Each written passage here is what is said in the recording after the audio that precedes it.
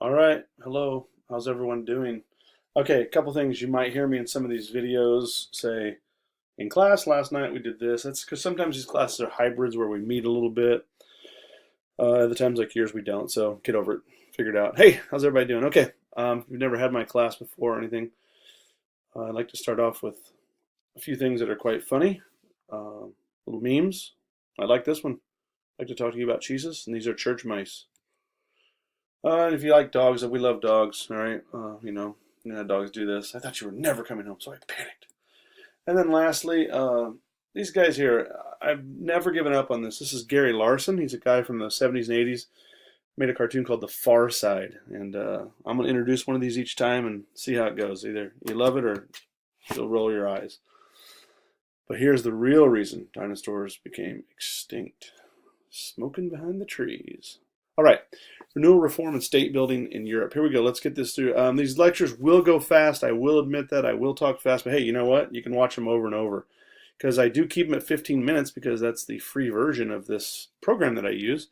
And anything beyond that, I'll hear all these like thuds of your heads hitting the table. So take a look at this map real quick.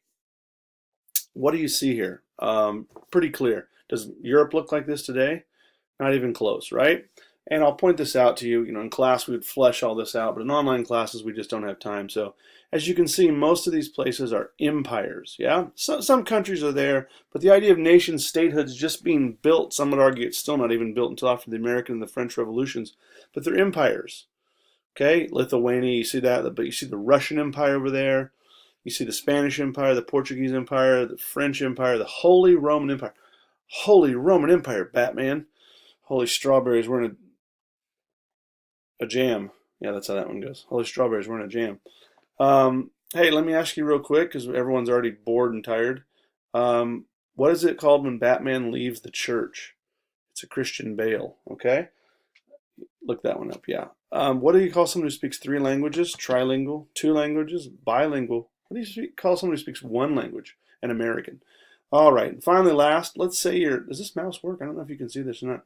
Let's say you're over here in this part of Europe and you're going to the bathroom. And so when you go in, because you got to go really bad, you're Russian. Yeah, and when you come out, you're Finnish. What are you doing while you're in the bathroom? European. All right, moving right along. Bad dad jokes, but you love them, you know it. The point is, these are empires. So people didn't say, oh, I'm an American. Oh, I'm Canadian. Oh, I'm South African, anything like that. Typically, they just said, I belong to the Holy Roman Empire. I belong to the Austrian-Hungarian Empire. Down here we have the Ottoman Empire. It's an empire full of furniture, okay, evidently. And also the thing you want to know from this map is, at this time in the 1500s, for the most part, people didn't identify with nations, but with their religion. So when you'd ask somebody back in this day, hey, are you, today, if you're lost in Canada, right up there listening to Beaver, let's try that again, Canada, and listening to Bieber, and drinking all this Crown Royal and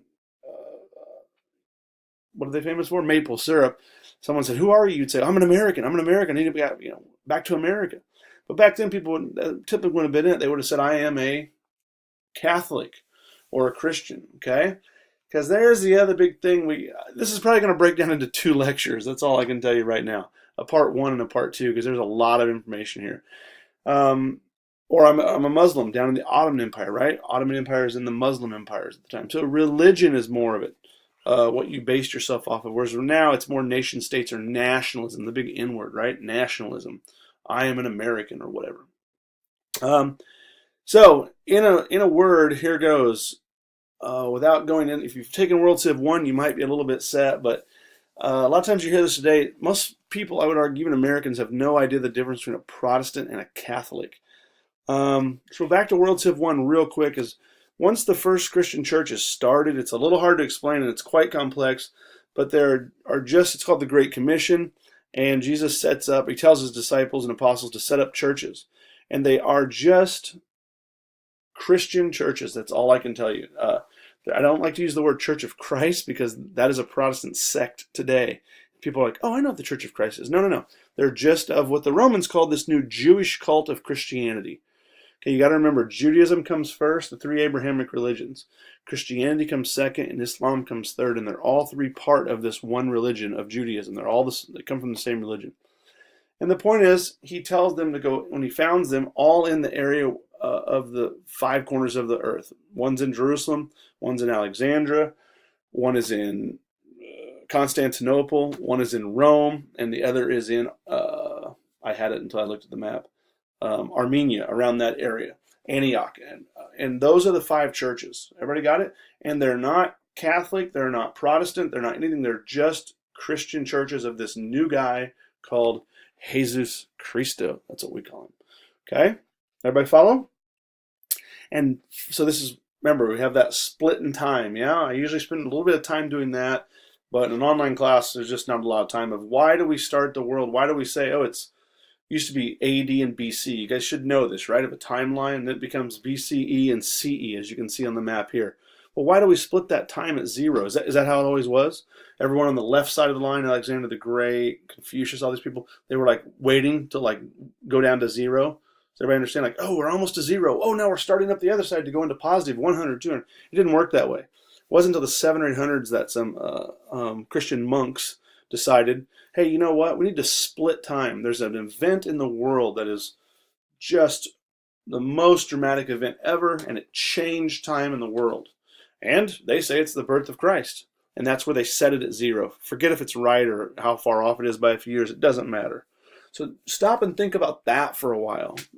Let that sink in. Imagine if you were Muslim. What would you say to that? When is 0? When is time the most important date? When Christ is born, you'd be like, no. So I think it'd be more around 570 or 600 after that when Muhammad's born. He's born in 570. Or when he dies in 623. Things of that nature. Yeah? Imagine if you're of Chinese, yeah? Or Indian, right? From India. You would set that, a long time ago when Confucius was born, when Shiva was come around, all these things. I hope everybody gets that, right? So the timeline that's put on there, that we have it as we see it today, is a very Eurocentric Christian way of looking at the world. And much of the world doesn't practice Christianity, so it is a bit strange. Okay? So, in the 700s or 800s, they actually reset time and put that line in there and that marker that says this was the most significant point. So, as time is going up, 1, 2, 3, 4, and 500s, around the 500s, one of these 5 churches in this general area that I've just talked about, where the new Christians, these cult of Christianity is set, one of them becomes unbelievably powerful and rises above the rest of them. Take a guess which one that is. That's right, it's not hard. Remember, they're all just churches of this new guy, Jesus Cristo. But one of them, which one's super powerful today? Most powerful church in the world. Constantinople? Jerusalem? Alexandria? Antioch? Right, it is the one over here in Rome. The Roman Catholic Church rises above, starts... and it's not an anti-Catholic rant. And again, this is an online class. I'm sorry to do this to you. It's so fast, but it's just you got to follow it and understand. By 500s, and especially up to the 1000s and 1200s, the Catholic Church rises above the other 4, even though they're all the same. All decisions that are to be made of was Christ divine, the Nicene Creed, all of these things. They used to get together and meet and make decisions. But by the 500s and up to the 1000s, the Catholic Church says, oh no, we don't do that anymore. We decide. And we have a new guy, the Pope. Okay, most people don't know this, but they're still over here. The other part of those 4 churches that are still together, they're called the Greek Orthodox. And the Greek Orthodox are still around today, and they don't believe that, I sure hope this little thing is working and you can see it. I'm using my mouse because it really helps. They don't believe this guy over here, the Pope in Rome, is the most powerful person and speaks for God. They have a guy over here called the Patriarch of Christianity, and they believe he's in charge. Okay, so I hope everybody follows that. So I don't think anyone will have, if you're lost, I don't think anyone will be confused with this fact. The Roman Catholic Church rises above all other Christian churches.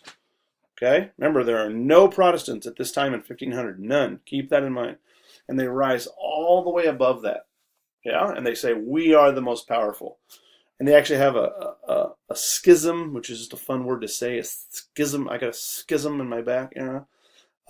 With the church in the east, the Greeks, and they split in I always get it confused. The first beer is brewed in 1054 and the other's in 1094. So one or the other, okay? Beer being brewed or the church is splitting. Get over it. My notes aren't in front of me. And that's when they really split. Again, no Protestants at this time. They're all still Christians who just follow Christ. So if you were lost, as my scenario was earlier at this time, someone said, "What are you?" You would say, "I'm Catholic." That's what most people would say. Now, the Greek Orthodox still does have some power and sway at this time, and people would say, "Oh, I'm Greek Orthodox," but they would just say Christian. So what I'm trying to gear you is, I hear this a lot today. I'm sure some of you have heard this. People say, "Oh, I'm Christian. I'm not Catholic." And it's like, oh, well, Catholics are Christians. I have students all the time say to me, "No, they're not." I'm like, "Oh, who told you?" "My dad." "Oh, okay, well, he's wrong." Okay, so Catholics are Christians. They're the original Christians. There are still no Protestants. Now, if you wonder why I'm harping about Protestants, America is traditionally a Protestant nation. We have our highest Catholic population in America right now, ever. 25% is where it's around right now. So traditionally, we have been a 95, 98% Protestant nation. All right? So still, no Protestants. Are we good? Moving on. Well, what comes around is this guy right here. Okay, and it's called the Reformation. Okay, the Reformation. I think this is just such a creepy painting. You take World Civ 1 to find out about this. This guy reaching out and these little demons in here. It's so weird. Okay, but I think we just want to move on to this guy right here. So what happens is this. Now the really cool thing is I just paused the video making thing and you didn't even know it if I hadn't told you. But by the 1400s, the Catholic Church, you can ask anyone, even Catholics, and most people will agree by now that they have lost their minds for the most part. They have gotten involved in every part of everyone's life. The Pope, I forget which one it is, Urban or Gregory, one issues a decree that says, if I say something that contradicts God, it's still truth. And many people think they're starting wars. They tell countries who to invade. They've just gotten out of hand. And a guy comes along, and he's a Catholic. Keep that in mind. He's a Catholic, and his name is Martin Luther. Now, I know a lot of you are like, "Oh, the black guy we get off of school for. Yeah, I know him." No, that's Martin Luther King Jr. Now, an interesting story is, anyone know his real name, Martin Luther King Jr.? His real name and his father's name was Matthew King and Matthew King Jr. But Matthew King Sr. goes to Germany and studies about Luther in the 1930s, right before Hitler comes to power, and is so inspired by him that he moves back and renames his 3 or 4 month old or 3-year-old kid, I can't remember, young son, Martin Luther King Jr. Changes it from Matthew because he wants him clearly to be a mover and a shaker in the world of religion, which I think we can all agree Martin Luther King Jr., our Martin Luther King Jr. was. So a cool little side story on that. And Luther is a Catholic. Luther's a tricky story. I mean, most people have no idea about Luther. He is quite tricky at best. He is struck by lightning and almost dies, and he's terrified, and he promises God that he will serve him, and he goes and goes to seminary school. And while there, Luther is very plagued by a lot of the Catholic Church's doings of the time. One of them, as I've just mentioned, is the Greek Orthodox. He even questions one of the professors and says, "What about the Greek Christians?" And the Catholic scholar responds, "Well, are they part of the Catholic Church?" And Luther says, "No." It's simple, they'll burn in hell. And Luther says, "That doesn't make any sense. They believe in God, they love the Lord, everything." "Well, they're not part of the Catholic Church." And so Luther sees the Catholic Church has gone a little bit out on a limb and they're nuts. And one of the biggest things he's worried about, very simply you should know, is good works and faith. And the Catholic Church motto then and today is the same. You are saved by good works and faith. And another thing that we're going to talk about is the Bible. So the Bible at this point, the Bible is written in Greek, Latin, later translated to Latin, and Aramaic. And Aramaic is just a version of Hebrew. Now we're talking the New Testament, okay? And it's kind of fascinating if you think about it. And it is not translated into any other language. These religions, they hold on to it, I mean, tightly. They don't allow anyone to translate it until Luther does in 1520s or so. Okay, Luther's the first, and he translates it, right, not to English, but to German. Okay, and when he translates it, he gets a different idea. And where he comes up with that is justification by faith alone. Sola fide. He reads the Latin version of it and says, no, in German, that just says faith only. Okay? All right, this video is going to stop here, and you're going to have to go to lecture 2 because there's a lot in this lecture. Okay?